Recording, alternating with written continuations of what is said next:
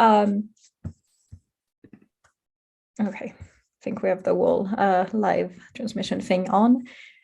So it's my pleasure to introduce our colloquium speaker for today, who's Karen Adolf, and she's going to talk to us about her work in the Infant Action Lab, which she's the head of. And that's very exciting work to me because there's not many psychological works, and especially when it comes to development, that are highly ecological. But I think that's what Karen has pioneered and does incredibly well. So I hope you will all enjoy it as much as I will. And Karen, the floor is yours. Thank you. Let me share my screen.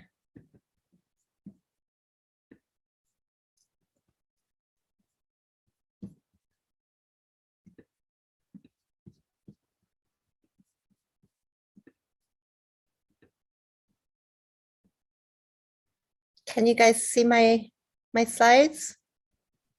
Yes. Yes. Perfect. I'm very happy to be here. I wish I was there and not just remote, but I'm delighted to tell you about the research that we're doing at NYU. And I wanted to start by showing you these beautiful videos from a paper by Hunt and colleagues showing beautifully calibrated and beautifully executed behaviors by wild backyard squirrels. These wild squirrels are amazing. They can gauge their leaps. They use amazing parkour strategies, bouncing off the back wall to exploit features of the environment. And they do it all with acrobatic grace and agile landings.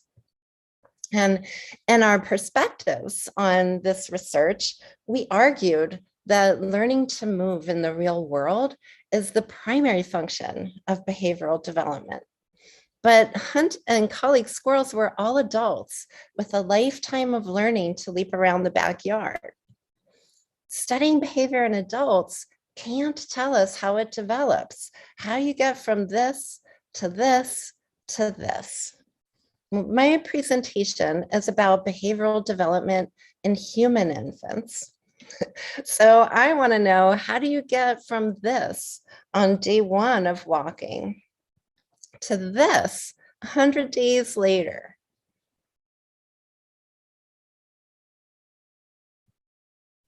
And these video snippets represent the 3 major themes of my work: behavior, development, and the power of video to capture behavior and its development. Why focus on behavior? Because it's everything we do. It's why we have brains. It's why animals have brains. And for animals like squirrels and human infants, it's the only window that researchers have into perception and cognition and other psychological processes. So I'm going to tell you some of the big lessons that I've learned over the last 30 years. What develops? I think most important is that behavior becomes more flexible, more adaptive, and more functional. We go from like bumbling toddlers to the equivalent of Hunt's adult squirrels. Here's an example. This thing here is an adjustable drop-off apparatus. So it can have really small drop-offs, like a step, that afford locomotion, or really large drop-offs, like a cliff, where locomotion is impossible. There's visual and haptic information available to tell infants about the relations between their body and the environment. And babies can get perceptual information from looking and from touching. Experienced 12-month-old crawlers select their actions adaptively, so they'll easily crawl down drop-offs that are within their ability, but they will not attempt to crawl down drop-offs that are beyond their ability. But look what happens in the same age of infants who are new walkers. Novice walkers will repeatedly attempt to walk down drop-offs that are beyond their ability. They seriously do. Even on a 90-centimeter drop-off, new walkers will go straight over the edge. They behave as if they have no clue about the limits of their own abilities. But 6 months later, after infants have several months of walking experience, again, they select their actions adaptively. And they can perceive precisely within 1 centimeter of accuracy whether a drop-off is safe for walking. Experienced 18-month-old walkers look like experienced 12-month-old crawlers. They know precisely if the drop-off is too high for walking. And if it's too high for walking, they'll find an alternative strategy. And, these aren't parkour strategies like adult squirrels, but experienced walkers are not learning fixed associations or static solutions. They're searching for and discovering multiple solutions. So, if it's within their ability, like this 13-centimeter drop off, then walkers will walk over it.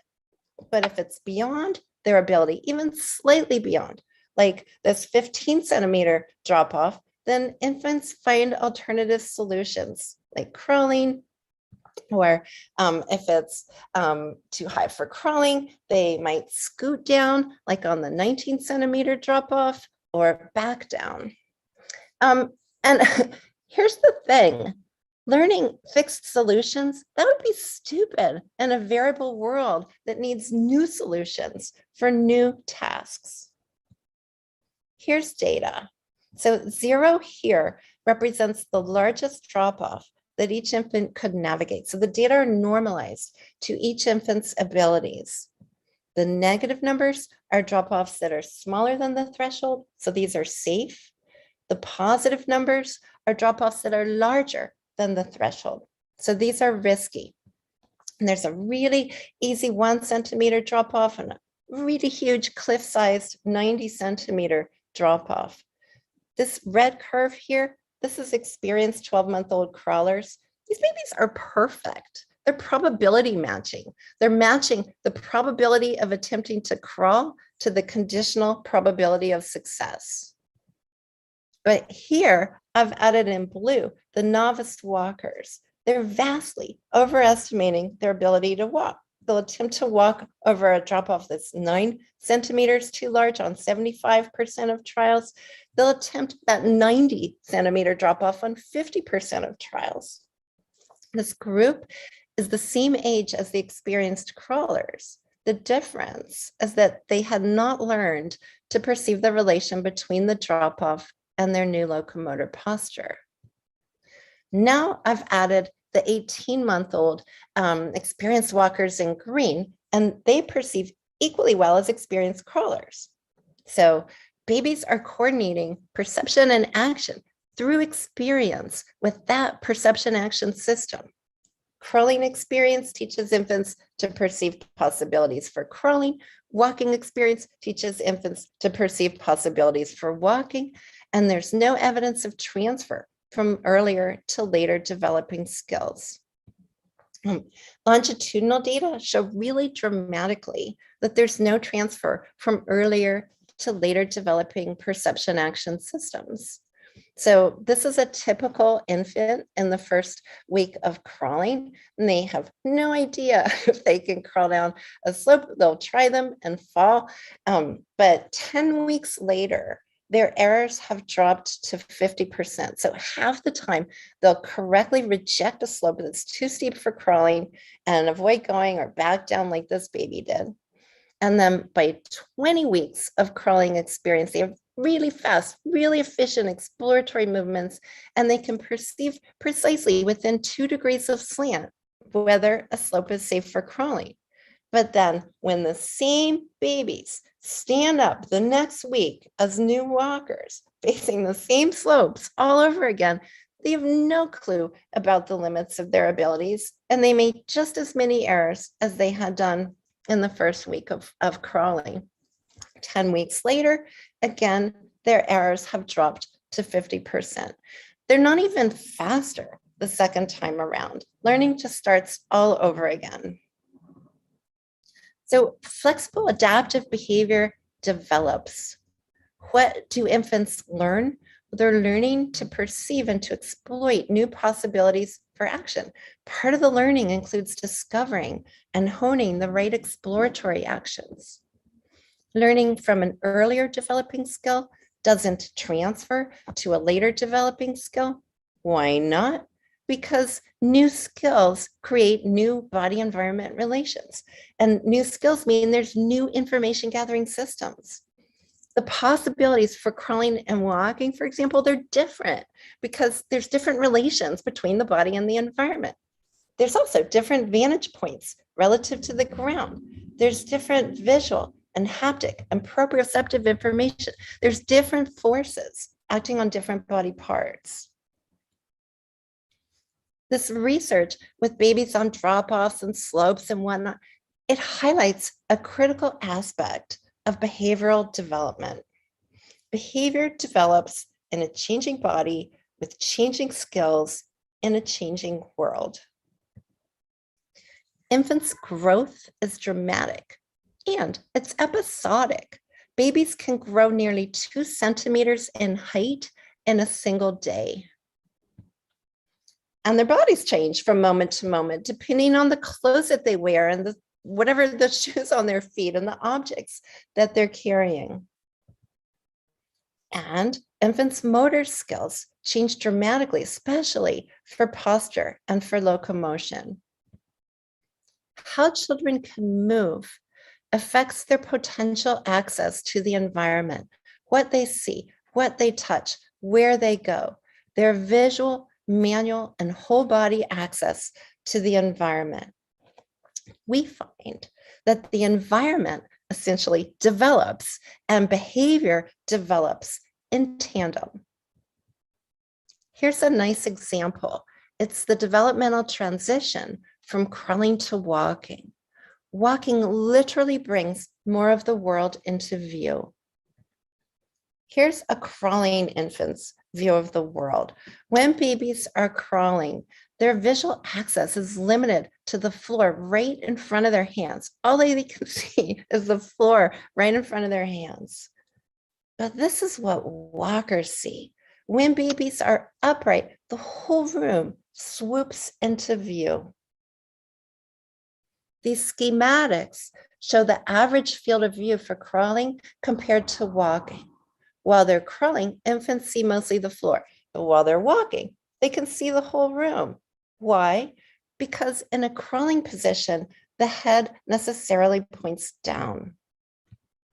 Posture constrains visual access because of how the head and neck are positioned on the human torso. On the top here, you're seeing a third-person camera view. And on the bottom, you're seeing what that person is seeing through a head-mounted eye tracker. This is kind of a proof of concept. You'll see in a minute. Look, in a supine posture, when you're lying on your back, the position where young babies spend a lot of their day, visual access is severely limited. So of course they can look up at the ceiling. That's what you're seeing right there.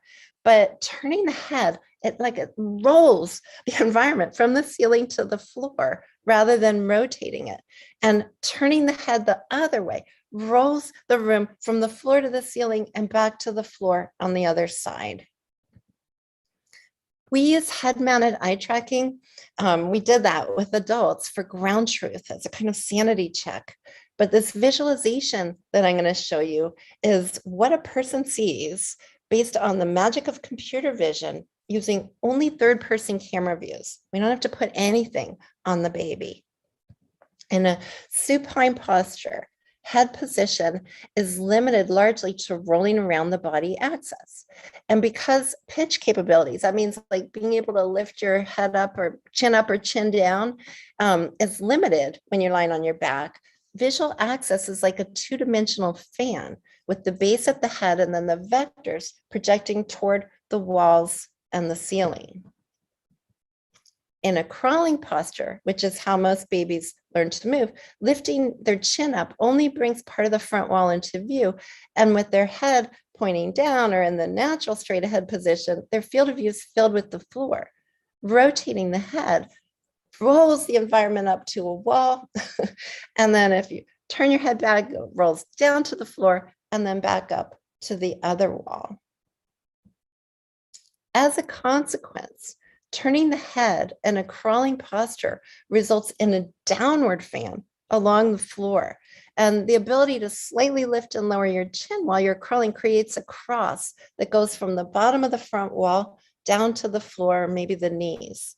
So visual access in crawling is this really limited, very low to the ground zone of visual access.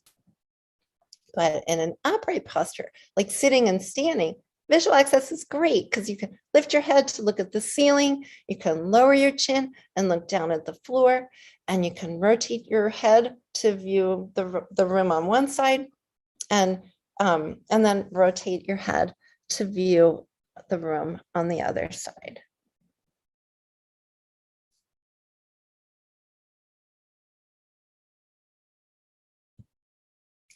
The volume of visual access in a sitting or a standing posture when you're upright, so your head is perched, in this position on your torso, it's like there's a hemisphere of possible places to look, and it goes all the way from the ceiling down to the floor, and it includes more than 180 degrees of room rotation. We're currently testing how babies developing motor skills affect their visual, manual, and whole body access to the environment. And we can actually quantify access with pixel level precision. We're testing infants from 1 to 18 months. So essentially when they can just lie on their back to when babies can run and climb and jump.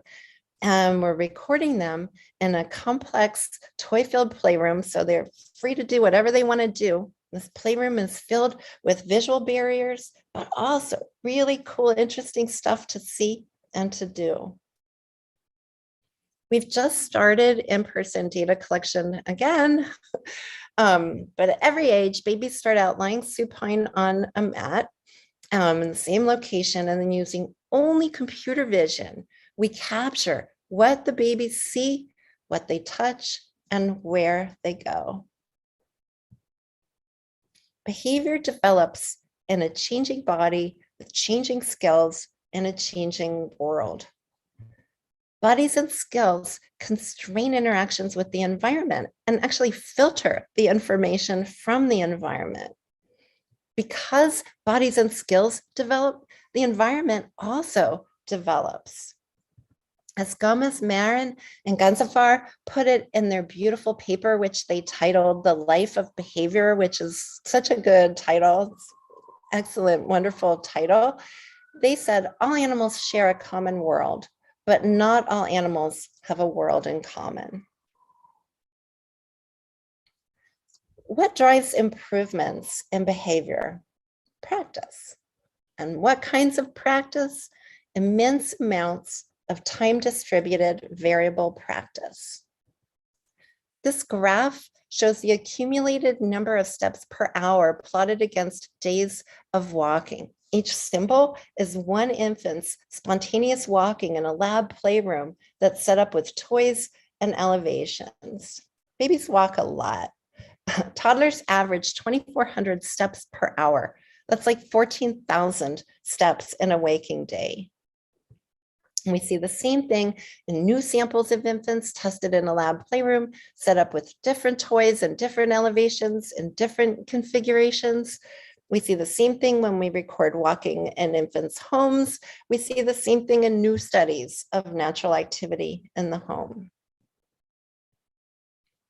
Practice is time distributed. It's not like a death march. This figure shows timelines of walking bouts for 60 babies over 30 minutes of spontaneous walking. Each row is one baby. The little bursts of black are the time when infants are walking. So their walking is happening in little bursts of activity that are separated by longer periods of rest. Practice is a lot about starting and stopping, not continually going. So watch this baby's right foot. So she's stationary, and then that's the whole walking bout, just that one little step.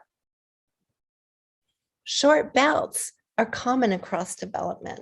More than 30% of all bouts have only 1 or 2 or 3 steps. Of course, babies can take longer bouts, and they often do, but a lot of the time, it's only 1 or 2 or 3 steps. Practice is variable. Relatively few walking paths are straight. Only 25% are straight paths. Instead, infants walk along variable, curvy, windy paths. 75% are curved. And there's curved paths across development, curved paths in brand new walkers, curved paths in experienced walkers. This is just how babies walk. They take steps in every direction. So step direction is variable. Most of their bouts contain steps that are not forward. Their steps are omnidirectional. They're forward and backward and sideways. I'm going to play it again at half speed so you can see what I mean.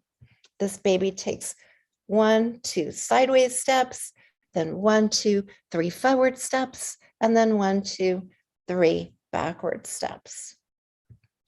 Less than 20% of bouts have only forward steps. Most of the bouts have a mixture, like you saw, of forward and not forward steps, and 25% have no forward steps at all. As true across development. That means taking steps in every direction is not a characteristic of poor walking skill. Babies do it in their first week of walking, and they're doing it 9 months later. This is just how they walk. Practice is not perfect. Behavior is fallible. Infants walking is filled with errors. Babies fall all the time. They fall while they're playing. They trip over their own feet. They fall when they try to sit down. They fall when they try to stand up. Babies fall all the time. They fall a lot. So infants average 39 falls for every hour that they're in motion. They fall a lot, but they don't care. And their parents don't care. Infants' everyday falls are so trivial that babies rarely fuss and their caregivers rarely show concern. 91% of falls, that's this big green bar, they're uneventful and they largely go unmarked by babies or caregivers. And infants are back at play right away. Even after a big fall, this baby is back at play within 3 seconds. On average, infants recover from their falls within 2 seconds. And babies don't decrease their walking or shy away from the objects or the places in the room that are associated with their falls. This baby fell 15 times with this stroller, but the falls didn't discourage her from walking with the stroller. Across babies, they walk just as much before a fall as they do after a fall. One factor that mitigates the impact of falling is the size and shape and composition of infants' bodies. Babies are short and they're low to the ground and they're padded with baby fat and they move slowly. The potential energy generated by an infant fall is 18 times less than if infants were adult-sized and walked at adult speeds. Another reason why falling is so trivial is that infants display reactive behaviors that mitigate the impact forces. So here's a baby, she trips and falls. There's the trip. And then she took a reactive step and a second reactive step and bent her knees during landing and braced herself on nearby furniture and arrested the fall with outstretched hands. And it all happens in a quick flash of 680 milliseconds.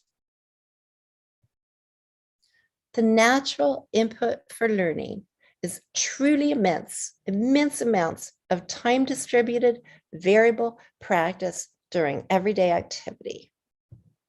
Practice is imperfect.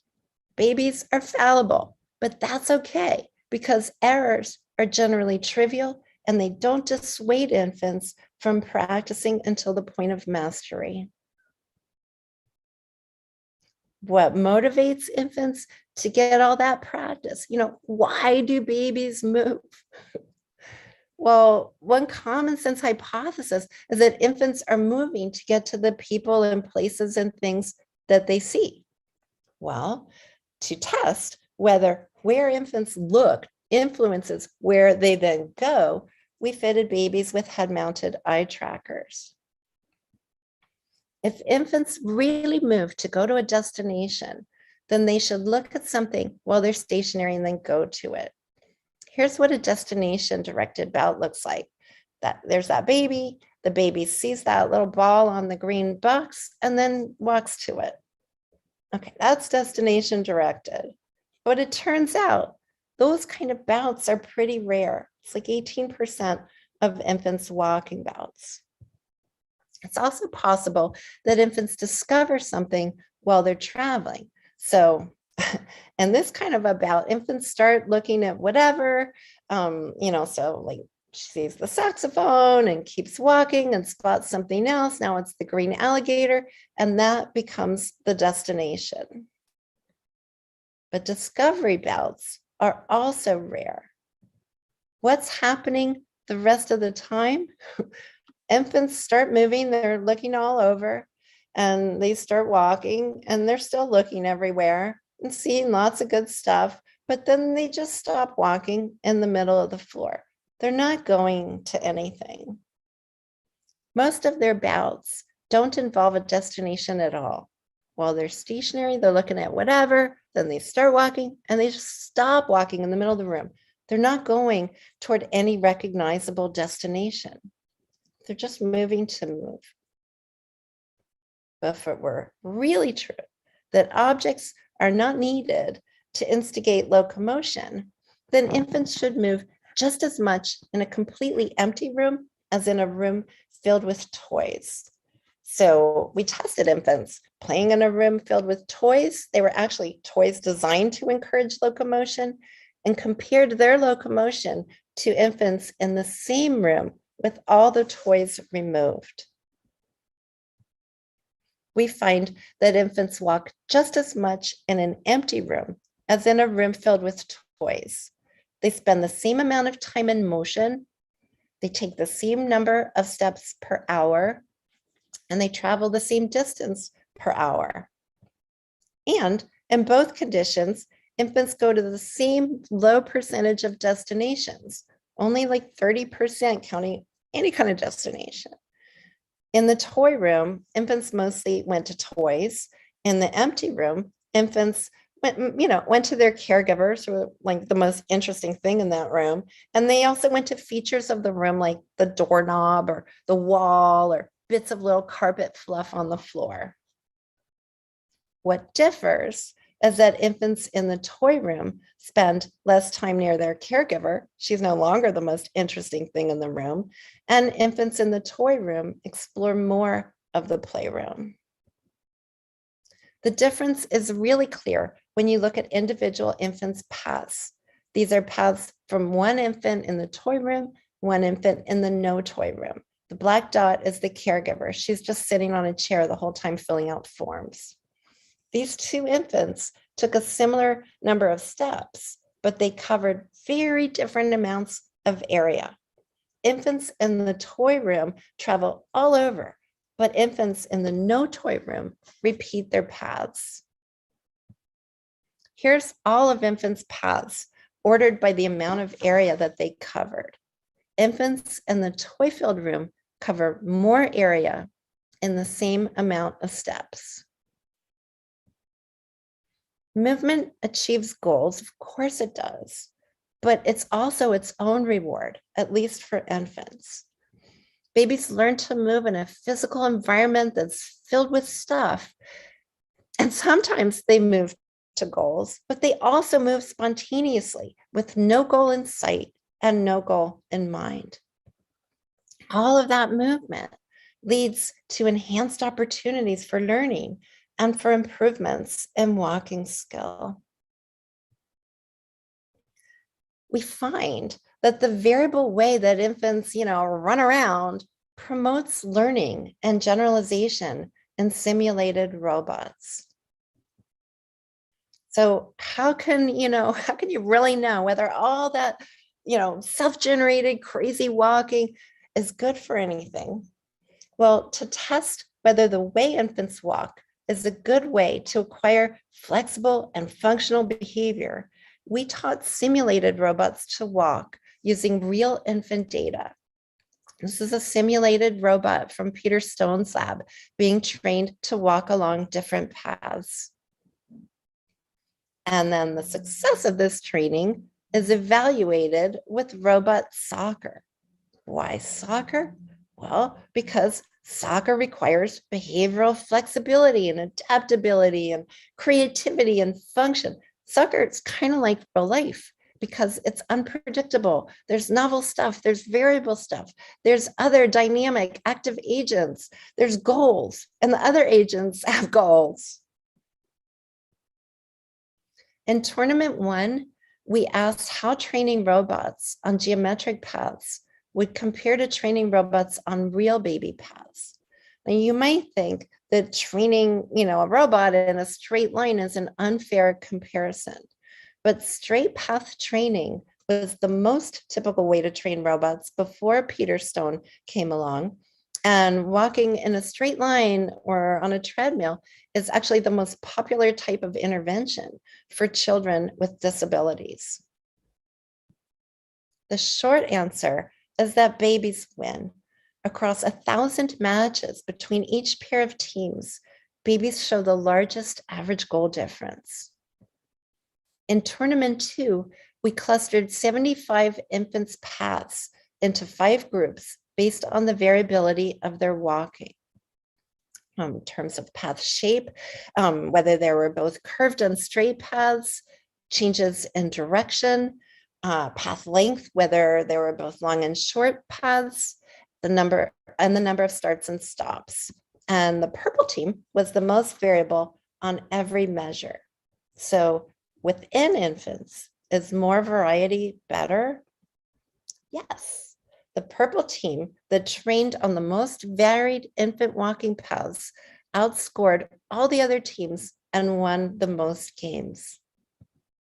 Moreover, the purple team's training generalized better to untrained paths. These robots traveled faster and farther on new paths. Together, these data suggest that the high variability that we observe in infant walking constitutes a natural training measurement that's beneficial for learning to move. And when we model different penalties for falling with simulated robots, just like with babies, no penalty at all leads to the greatest transfer and flexibility. Why? Well, skills that require vast creativity and generativity and flexibility, skills like walking, it's best if there's no penalty for errors in early stages of learning so that making mistakes doesn't stop infants from trying. And I want to end with a pitch for open video sharing. That's where Databrary comes in. Databrary is a web-based library for research videos. So that's why we call it Databrary, because it's a library for data. It's a library for the secure, ethical, open sharing of research videos. The aim is to make behavior accessible to researchers everywhere.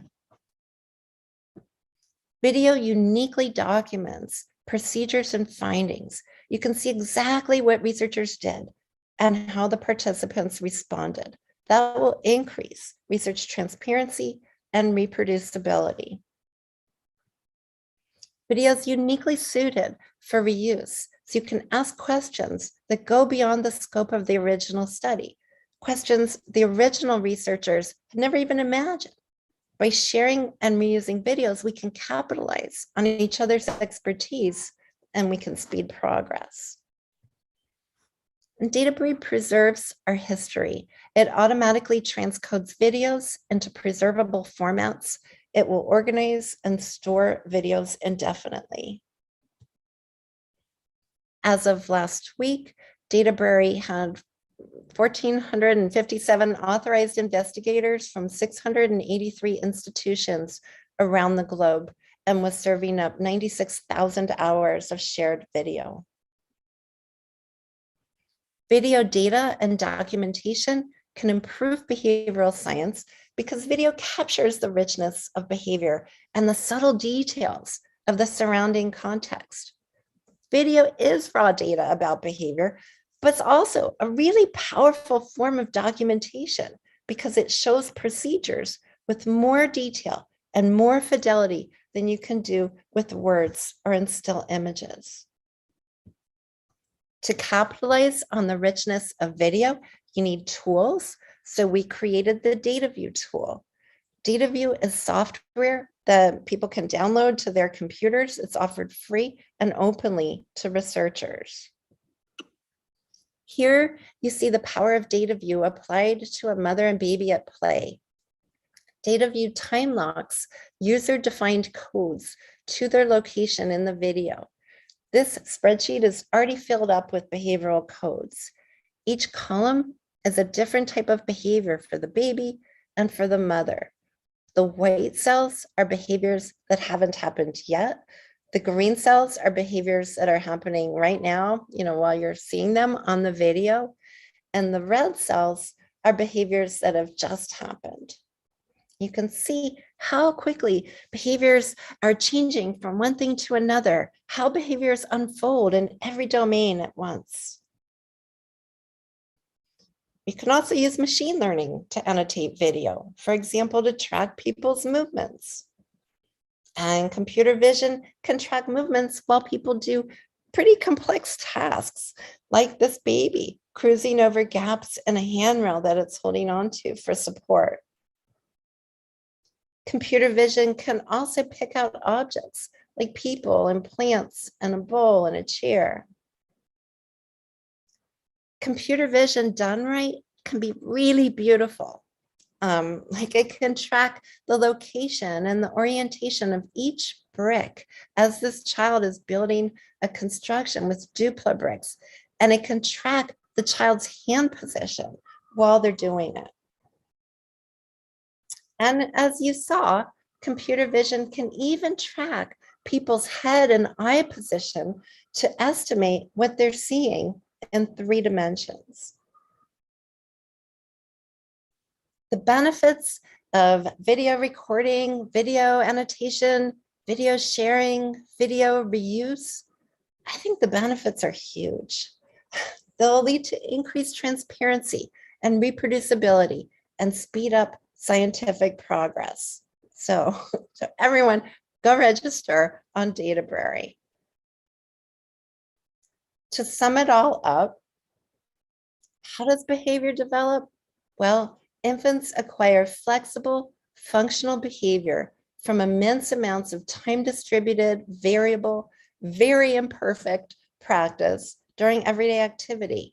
Starting everyday activity with a changing body and changing skills in a changing world. In essence, infants are learning to learn. That means they're learning how to generate the requisite perceptual information from moment to moment that specifies which behaviors they can do and how they should do them. And then finally, as a science, we have the paradigms and the tools and the technology and the infrastructure to really understand behavior and its development. We've just got to do it.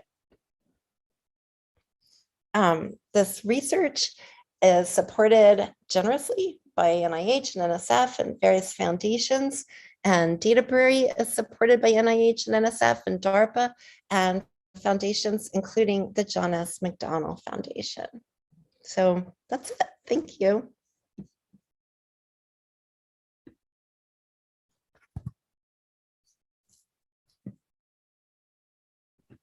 Do you have a preference for how to proceed with the questions? There's a few in the chat. Can you read them, or do you want me to read them to you? You can read them out, or people can just shout out their questions. Sure. Well, if anyone has a raise a little hand, like yeah. Sid has his yellow hand up.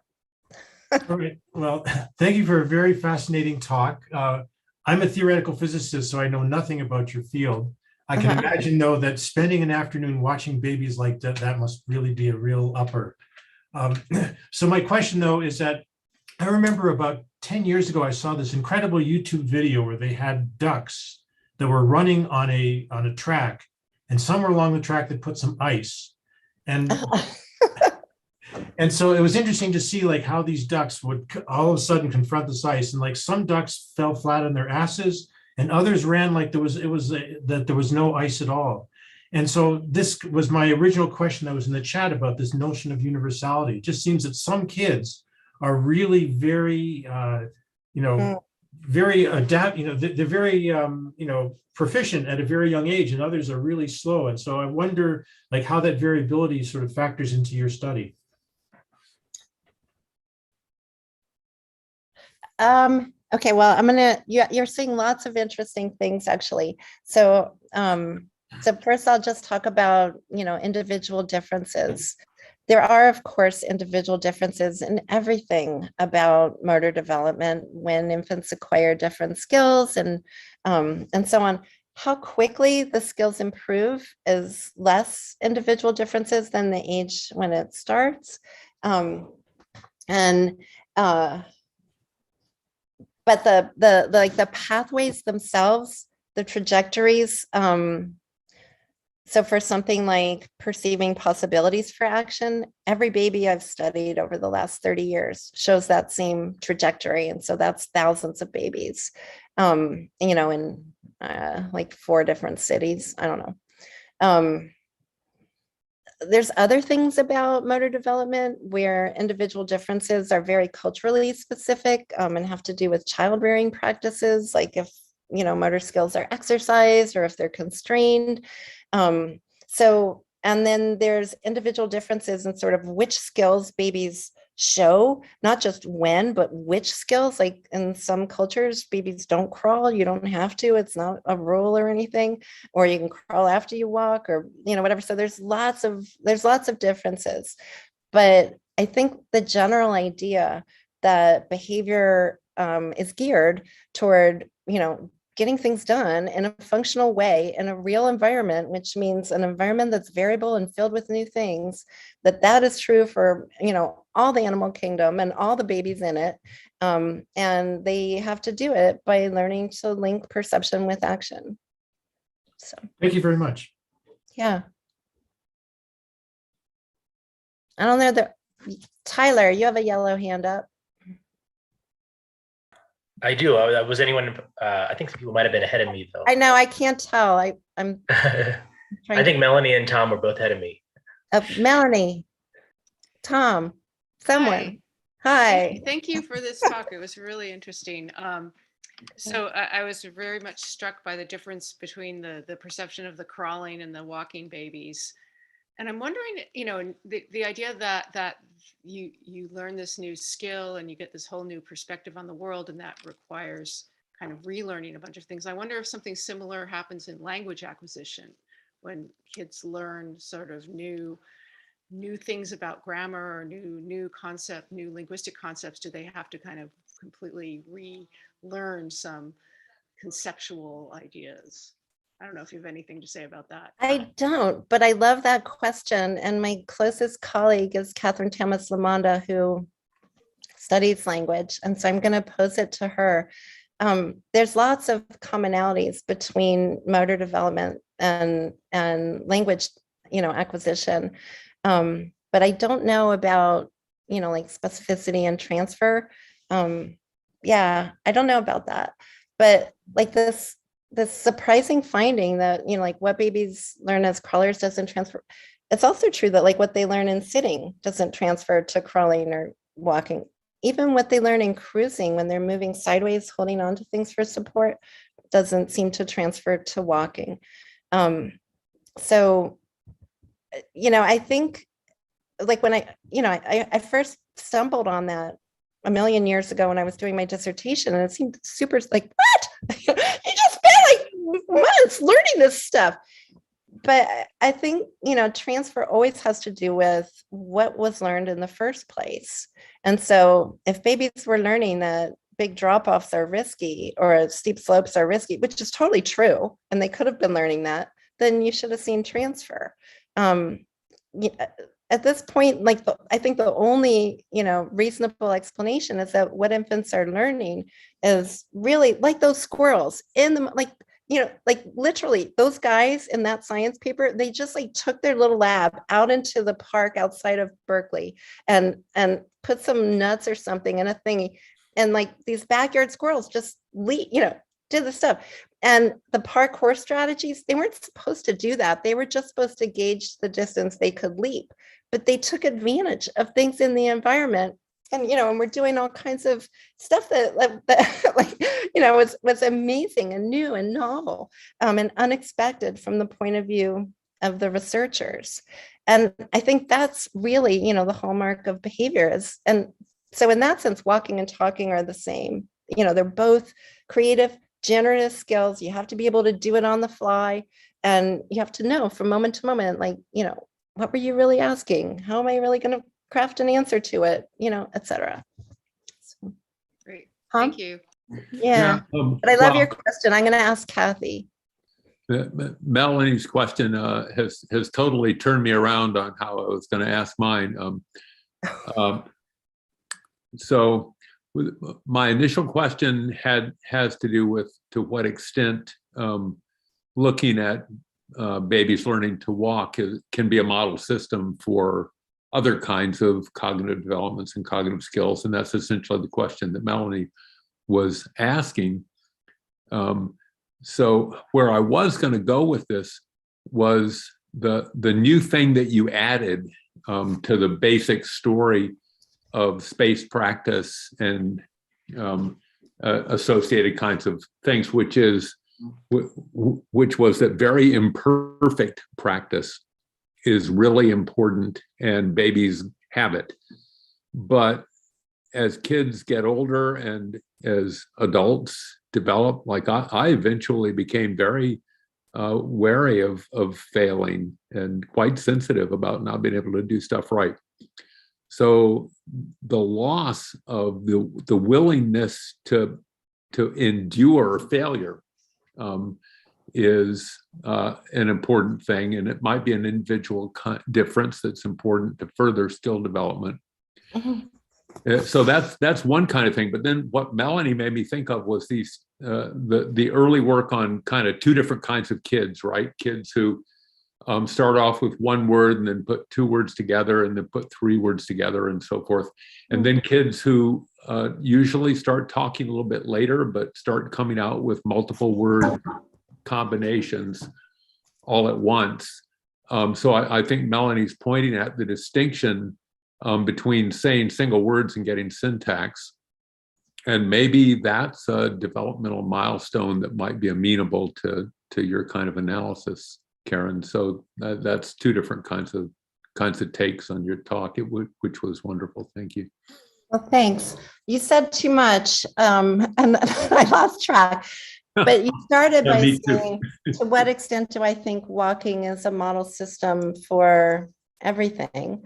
I think it's a pretty good model system for behavior, for motor behavior.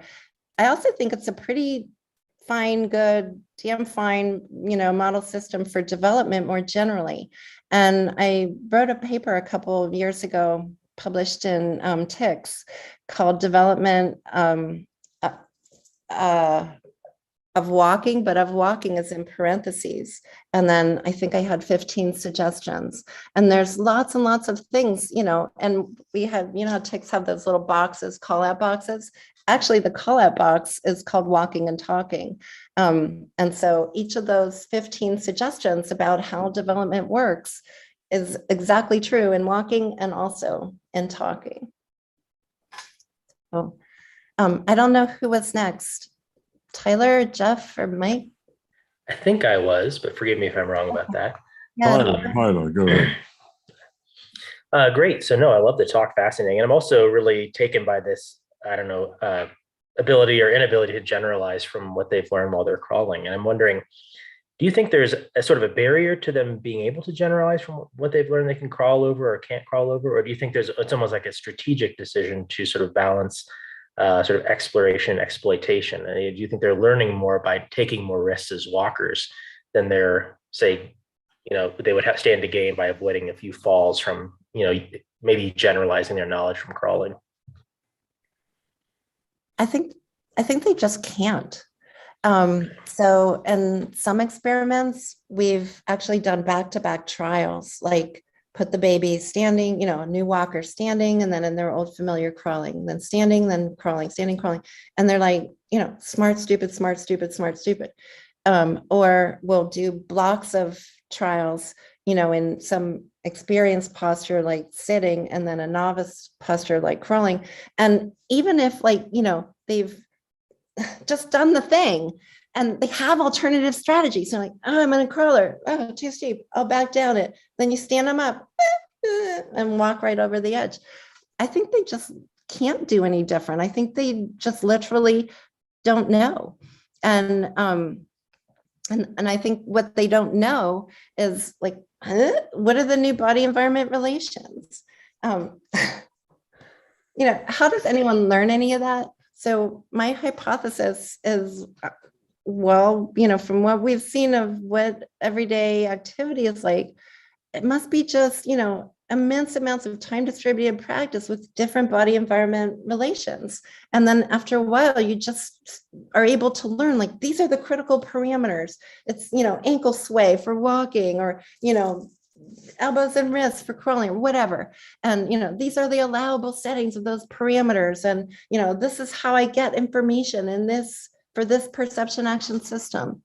And I had this great big training study all designed, and then we had COVID. And so if COVID will end by the end of March, I will know the answer, but otherwise I'm going to run out of money and I will never know. And that will be that. I hope it works out. That's fascinating. Fascinating. Thank you. Jeff or Mike? Unmute. Yes, yeah, thank you, Karen. I thoroughly enjoyed that talk, and partially just on a personal note, because of COVID, we had our grandson with us, who were beginning at age, he probably was 8 months to 2, living with us with our daughter and son-in-law. So it was fascinating watching this little baby do the things that you've just talked about. And it's great being a grandparent, because you can be an observer and not thoroughly engage, because I noticed none of this when I was a parent. So it was fascinating watching.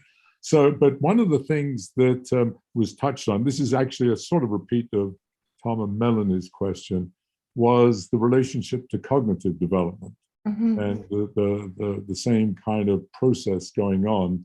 Not so much language. I was less concerned about language, but dealing with puzzles and blocks and listening to being read to, or looking at little picture books. And it just seems that, you know, it's begging for a sort of parallel study to go along with this, because the same kind of phenomena. I love watching your little pictures of the little girl and the little boy falling over all the time and so on, and just picking themselves up. But that was very true of the cognitive development, dealing with putting, you know, little shaped blocks inside shapes and so on, and the same thing, and not being bothered by it. So there's all that. And then there's a leap question. And that is, you know, in the way you discuss the children, the babies, and we always do, we refer to them as they. But, you know, we are they. I mean, it's not, you know, that's you and me. I mean, all of us are that. And one of the interesting questions, it's, I don't know if it's psychological, philosophical, is, you know, that's still me in a certain sense. I was a baby like that 80 years ago. And now, and am I doing the same things? Now, what is the residue of all that? And it goes to Tom's remark about we become more and more risk averse and so on. And of course, physically, there's good reasons, because, as you say, there's, you know, when you're small and you fall, it doesn't hurt. If you're my age, you break a thigh bone or whatever. But you become risk averse intellectually. And I'm just wondering if you can see any connection between that. Now, I have one last thing, which you've also alluded to, because you started the talk with it, and that is the comparative kind of studies. That is, are there analogous studies that have actually been done doing pretty much what you've done with animals of different sizes. And interesting question about the timing of all this, especially because we may even be unique, but we're certainly, unlike all the other mammals, we're useless for the first few years of our lives, especially that first watching my grandson. It was frightening to see how vulnerable that baby was relative to a little mouse or a cat or a dog or a horse. And I'm wondering how that affects comparative learning, in terms of timing of events and so on. So that's a sort of slightly vague question. Anyway, I'm sorry, there's a whole bunch of things that came to my mind as you talked, which I thoroughly enjoyed. I love that you guys have that it sparked all these things. So I wrote down some of it, and I'll hope that I can get to it. So the relation to cognitive development. I think there's two ways to look at it. One way is to look at, walking or motor development as a model system for development in other domains.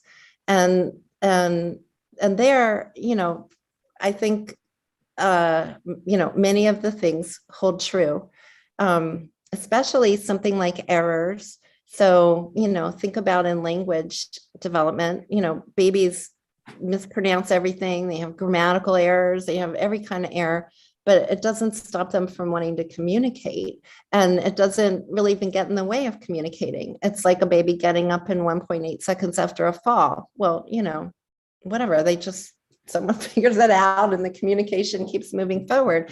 And they have to do that. So they have to practice to acquire these skills that require so much generativity and flexibility. And so set up the system so that you don't penalize them for errors in the early stages. And then both of you guys alluded to, the sort of other end of the spectrum. And I'm getting close to there. So I think about this one too. On Databerry, there's an amazing data set of falls in elderly people. It's Steve Rabinovich's data set, and he put cameras up in nursing homes, in elder care homes, like in the public areas, and then just captured falls like that.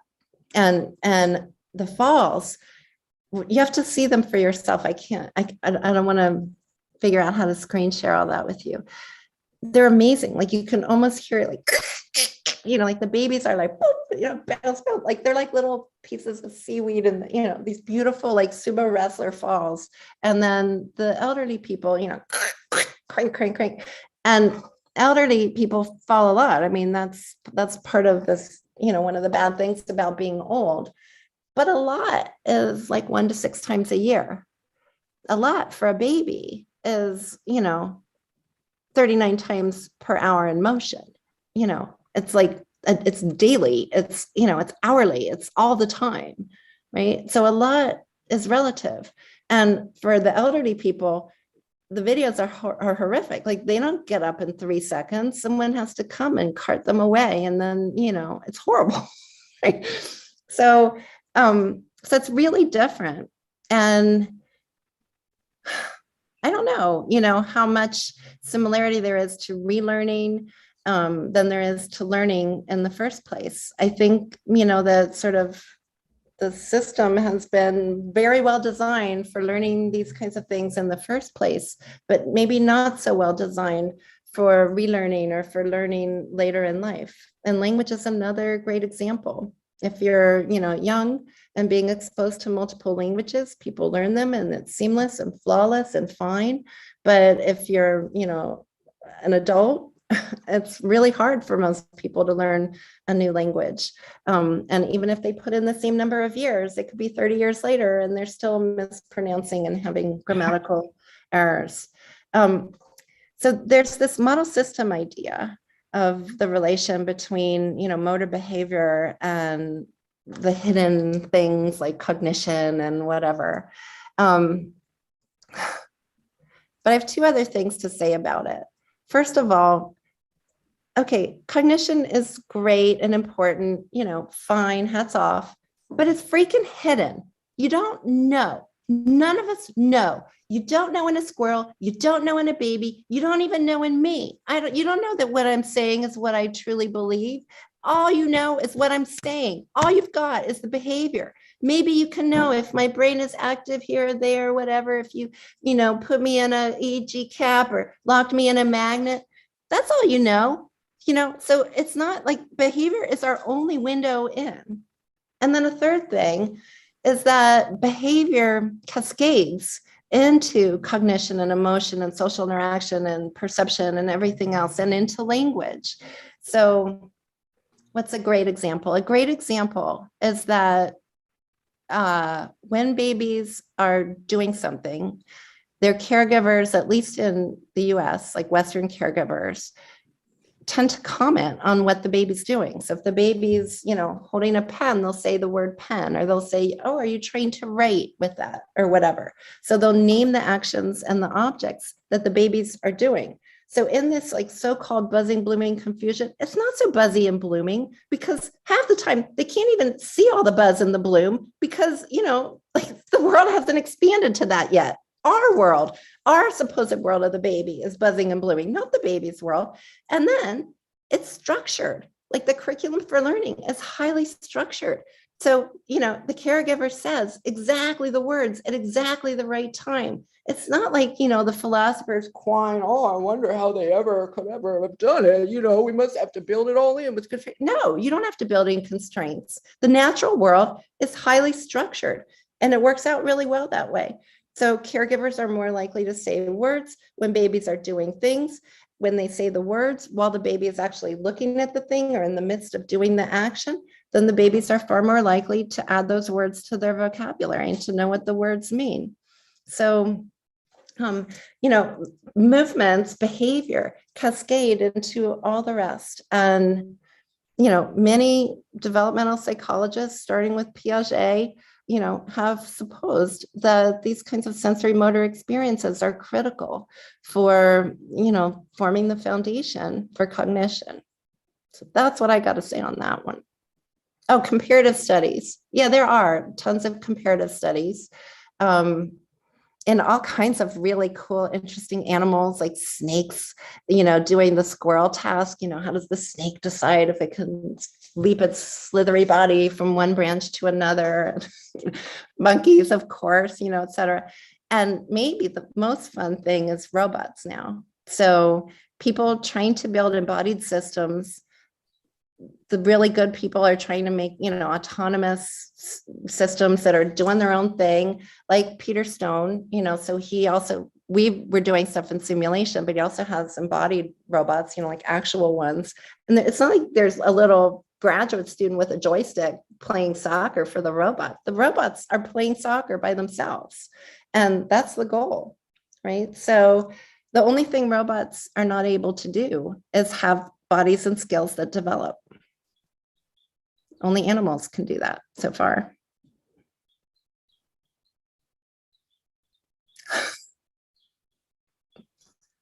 Maybe that was a bit too impassioned there at the end, sorry. It wasn't. Okay, I have a small question and maybe a bigger question, though I don't know which of them is the bigger and which is the smaller. So the first is related to what Jeffrey asked. I mean, what you were saying, right, is that in certain situations, babies will do something and not care about the risk, which seems a very risky behavior. So I imagine that, like the squirrels, when they're small, won't just step off the tree and fall off. Oh, they do. Yeah, but not all of them. So so there must be something that modulates like how much risk you take versus what your environment like. Of course, our environment is also very dangerous, right? I mean, if a baby would just walk off to the street, it would be run over. So parents make very sure to kind of adjust the environment so that, because they know how bad babies are. But there must be, I mean, if we go to other animals, there must be some modulation between how dangerous your environment is and what kind of risks you take. Mm-hmm. So that was more a comment. Mm-hmm. The second question is, you said that babies change all the time, right? They wear a jacket, they grow 2 inches, they But it seems like only in this very radical change from crawling to standing, they forget everything. Is this really true? So there's just one step where they forget Yes. everything, and then all Yes. the others they can translate? Yeah. So that's the easy questions, because I have a shit ton of data about it. So if you take a baby and change its body dimensions with, loads on their shoulders or whatever, or put slippy shoes on their feet or sticky shoes on their feet, or make one leg, a different size or whatever, they can recalibrate on the fly, literally from trial to trial. So it's not, I think it's actually like, think of it, you're almost coming at it backward. So in everyday life, they pick up a toy, it changes the location of their center of mass. Their mom takes their shoes off. Now they're running around in slippy socks, or now they're barefoot, and now they're on the hardwood floor, and now they're on the carpet. And all these different experiences are different body environment relations. And so the thing that generalizes, this is my hypothesis, across all that, what they're taking away from all that varied experience is, oh, this is how I know what my body can do right now in this thing, in this dress, in these high heels, I got dressed up. I don't know why, whatever. Like I can tell, like I stand up and now I can tell, like in these shoes, I would do something different than I would do in my sneakers. And I don't have to know that explicitly. I can feel it and I can tell it. And babies get to that point with enough practice with that perception action system. So that one is easy. It's only these radical changes from one whole developmental system to another. And then this thing about modulating risk and whatnot, I've been thinking a lot about it too. Maybe not in the same way that you are. It sounds like you're, exploration, exploitation, reinforcement learning, et cetera. I have a bunch of, machine learning, computer science, computer vision colleagues on a DARPA grant. And we talk and think about these things all the time. But let me tell you, so I talked about, the environment expanding as babies get new skills, right? And I sort of presented it as this good thing, like, whoa, the world is getting bigger. And but as the world grows, it gets riskier and riskier as well. And so actually last week, I just had put together a new talk on that. Let me think. We did falling. So falling is like the second or third leading cause of accidental injury and death in children under 2. So it does happen. But when do they get hurt? You have to fall from a height. Will they fall from a height? Yeah. Like the stuff you saw from my lab, that's very robust. Yeah, if you leave the window open and let your crawling, walking baby near the window, they might fall out the window, and they do, and it's horrible, or they'll fall down the stairs or whatever. So don't leave the window open and have barriers and, whatever. But each skill, like, oh, now my baby has a pincher grip. Well, now that means they can pick up things small enough to choke on. Oh, marvelous, my baby has manual actions. Well, now they can open poison containers and die from that. Oh, now my baby, whatever, they can drown, they can suffocate. And all these horrible things can happen to babies. But it's also true in every stage of development, So like an 8-year-old who can really understand what this whole COVID thing is about, that is a different kind of risk because of their cognitive development. And when your children become teenagers and, can like go out in the world and have dates and friends and partners and do, like as our world expands, there's opportunities for learning. Yay. There's also risks. Scary. And for babies under 2 or really kids under 5, there's nothing. Safety guidelines are not even based on science. The government, there's nothing. And in our country, there's not even, there's huge problems with environmental justice. The only thing you can do is be a vigilant caregiver. That's it, And so since like babies, like all those things are leading causes of accidental injury and death. And that's in, modern society where we're doing our best. I guess cave babies and Neanderthal babies and whatever fell off cliffs and choked on rocks and did all these, also, I have this new grant with the EPA. You're talking about like your grandchildren and like, I didn't even notice all this stuff. There's so many interesting behaviors that babies do that we don't even notice. So one of those behaviors is putting stuff in their mouths.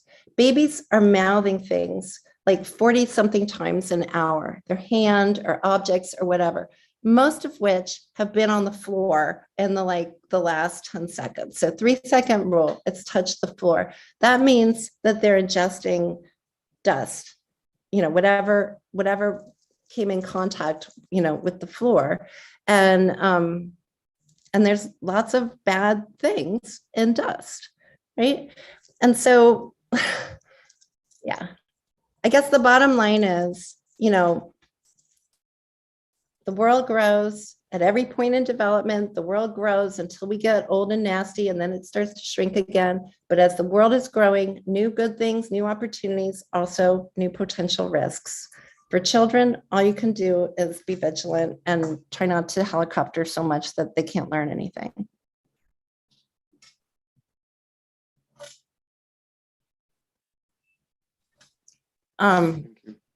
Katrine, Helena, anyone? Yes. So I was wondering how important really the effect of not punishing errors is, and whether we can learn something from that for adult learning. Because for children, it's that when they fall, they don't hurt. When they learn a language, any mistake they do, it's cute if they start talking. But when I learn a new language, if we start learning new physical things, it looks embarrassing in the beginning.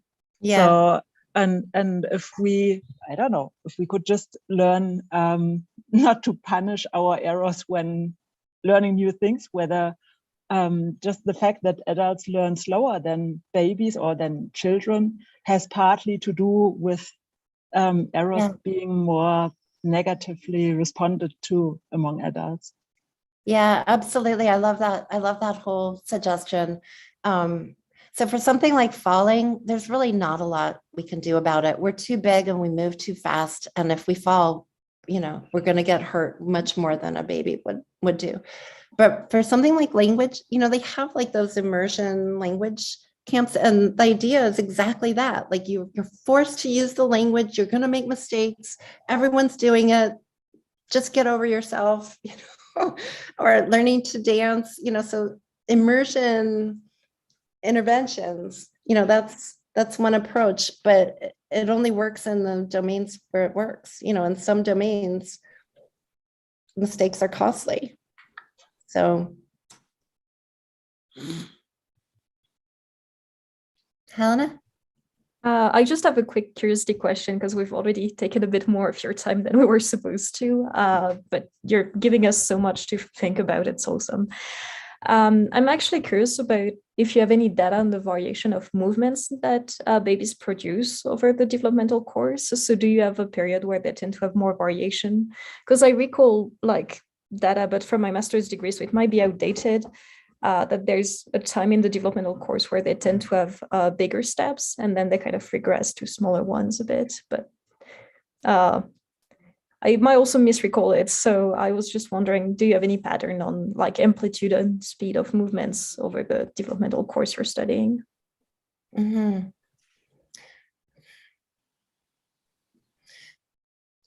Okay, I love that question. And my lab has, I feel like we're trying to attack it ourselves. It depends what you're measuring. So if you measure like sort of in a standard way, like, so straight path or treadmill walking, then variability is going to decrease, and it's always highest in the acquisition of the skill. Same thing for like, controlled reaching or something like that. Any skill that anyone has ever studied, if you do it in the kind of standard traditional way, then variability is highest in the beginning. if you do sort of more complex skills, like, there's a, like maybe swinging on a swing, or there's like these ski trainers that people have used where you have to go like that. Variability is really high while the person is just figuring out this task. Then it gets low, so they're sort of clamping down, and then it starts to loosen up again because now they're exploiting passive forces and they're kind of like getting the swing of it, and so things become sort of more variable again. So all of this sort of, and then if you look at natural action, like natural walking, it's variable, like high, as much as we measure so high, whatever the outcome measure, high. So I don't know anymore what it means when we do the really tightly controlled tasks. I still do them because I'm scared no one will publish the paper if I don't tag on like the standard task. So I do, and it's easy enough to do it, but I don't know what it means. I really don't know what it means. And largely for like sort of developmental trajectories, natural actions show the same pathways. So I don't know. Yeah, but oh my goodness, we love that question, and it's so hard, and there's so many ways to measure variability, and I'm not especially good at it either, and so there's all of that on top of it. But if you know stuff offline, tell me. Nothing. Or we can give you data or whatever. Okay, we should talk offline. I know more in adult motor learning than developmental, but it's a different conversation. Tell me if you have a short-ish question, if possible, because we're already 20 minutes past when we're supposed to end.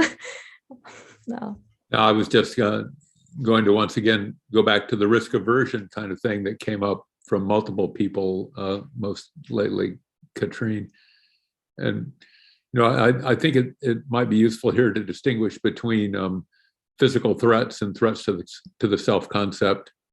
Like, for example, a stereotype threat as an analogy to the kinds of difficulties that Karen's been talking about. And people are more or less robust later in life to threats to their self-concept. And some people are just willing to go out there and try anything new, and it doesn't matter if they fail, and so forth. But there's a lot known about individual differences in response to stereotype threat and so forth, and maybe that's an analog to some of these early motor development kinds of things. If everybody could be as robust to threats to self-concept as babies are to threats to their physical self, then A, learning in lots of domains might go better, but B, we might need more protection. We might need caregivers around us all the time to keep our self-concepts intact rather than falling out the window and so forth. So that was what I finally came to think about. Yeah, thanks.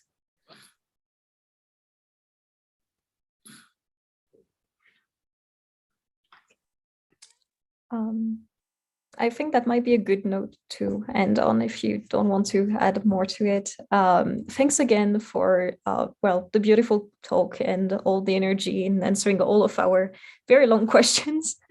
And hopefully we're gonna get to see you at SFI at some point in person. Hope so. Yeah, it was.